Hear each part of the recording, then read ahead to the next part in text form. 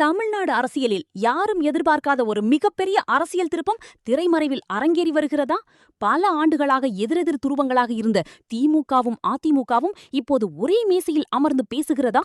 அதுவும் ஒரே ஒரு நோக்கத்திற்காக, விஜயின் முதல்வர் கனவை தடுக்க. சட்டமன்ற தேர்தல் முடிவுகள் வெளியாகிய பிறகு தமிழக அரசியல் முழுவதும் தலைகீழாக மாறிவிட்டது.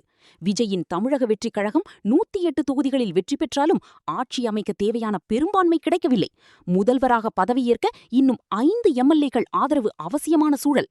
காங்கிரசின் 5 எம்எல்ஏக்கள் ஆதரவு அளித்திருந்தாலும் அது மட்டும் போதவில்லை. இதனால் விஜய் முதல்வராக பதவியேற்பது தள்ளிப்போயுள்ளது. ஆளுநர் ராஜேந்திர விஸ்வநாத் அர்லேக்கர் பெரும்பான்மையை நிரூபித்தால் மட்டுமே ஆட்சி அமைக்க அழைப்பு என்று உறுதியாக கூறியதாக தகவல்கள் வெளியாகியுள்ளது.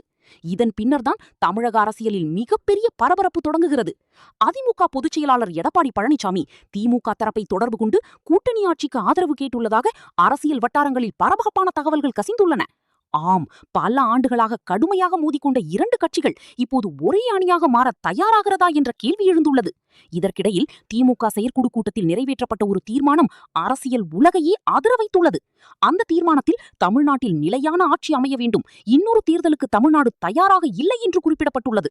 இதோடு மட்டுமில்லாமல் அவசர அரசியல் முடிவுகளை எடுக்கும் முழு அதிகாரமும் மு.க.ஸ்டாலினுக்கு வழங்கப்படுகிறது என்ற முக்கிய தீர்மானமும் நிறைவேற்றப்பட்டுள்ளது. இந்த தீர்மானம் ஒரு மறைமுக அரசியல் சிக்னலா, அதிமுகவுடன் இணையும் வாய்ப்பை திறந்து வைத்ததா என்ற கேள்விகள் தற்போது அரசியல் வட்டாரங்களில் வெடித்து வருகின்றன. தற்போதைய எண்களை பார்த்தால் திமுகவும் அதிமுகவும் இணைந்தால் மொத்தம் 121 எம்எல்ஏக்கள் ஆதரவு கிடைக்கும்.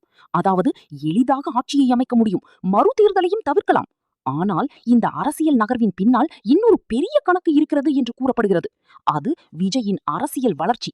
விஜய் ஆட்சிக்கு வந்துவிட்டால் அவர் எம்ஜிஆர் போல நீண்ட கால மக்கள் ஆதரவை பெறக்கூடும் என்ற அச்சம் திமுகவிலும் அதிமுகவிலும் இருப்பதாக தகவல்கள் தெரிவிக்கின்றன.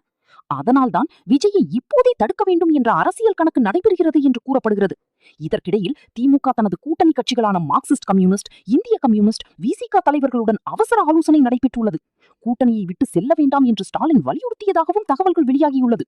ஆனால் இறுதி முடிவு இன்னும் எடுக்கப்படவில்லை.